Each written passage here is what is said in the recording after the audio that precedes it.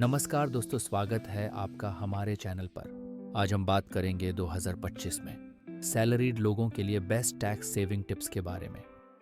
अगर आप एक नौकरी पेशा हैं और अपने हार्ड अर्न्ड पैसों को बचाना चाहते हैं तो ये वीडियो आपके लिए ही है। चलिए शुरू करते हैं। 1 सेक्शन 80C के तहत इन्वेस्ट करें। सबसे पहला और महत्वपूर्ण स्टेप है सेक्शन 80C का पूरा फायदा उठाना।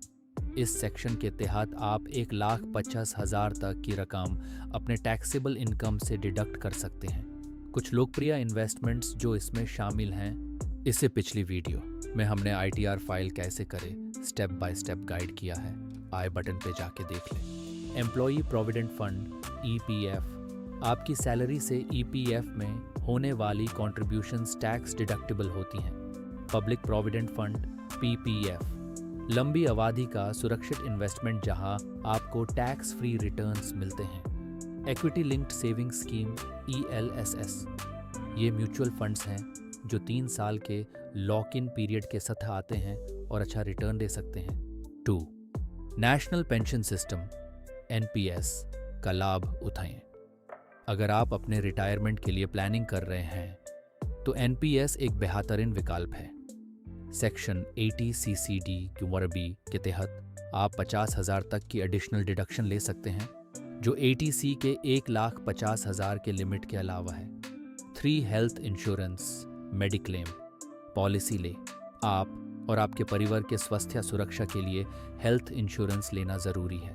सेक्शन 80D के तहत आप प्रीमियम पेमेंट्स पर टैक्स डिडक्शन ले सकते हैं। सेल्फ, स्पाउस एंड चिल्ड्रन 25,000 तक की डिडक्शन।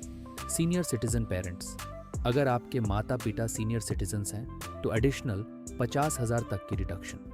4 हाउस रेंट अलाउंस का क्लेम करें। अगर आप किराए के घर में रहते हैं तो HRA का क्लेम करके टैक्स बचाया जा सकता है। ध्यान रहे, HRA एग्जेम्पशन आपके सैलरी स्ट्रक्चर और किराए पर डिपेंड करता है।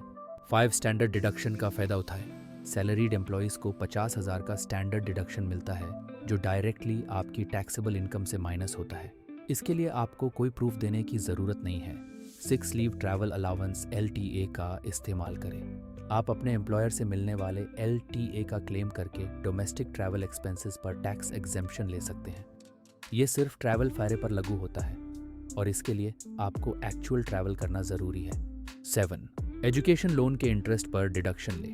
अगर आपने हायर एजुकेशन के लिए लोन लिया है तो उसके इंटरेस्ट पेमेंट्स पर सेक्शन 80E के तहत डिडक्शन मिलता है। ये डिडक्शन रिपेमेंट शुरू होने के बाद 8 साल तक या इंटरेस्ट पेमेंट पीरियड जो भी पहले हो तक मिलता है। 8. टैक्स फ्री इनकम सोर्सेज का लाभ उठाएं। कुछ इनकम सोर्सेज ऐसे हैं जो टैक्स फ्री होते हैं, जैसे savings account interest section 80 TTA के तहत 10,000 तक का इंटरेस्ट टैक्स फ्री है।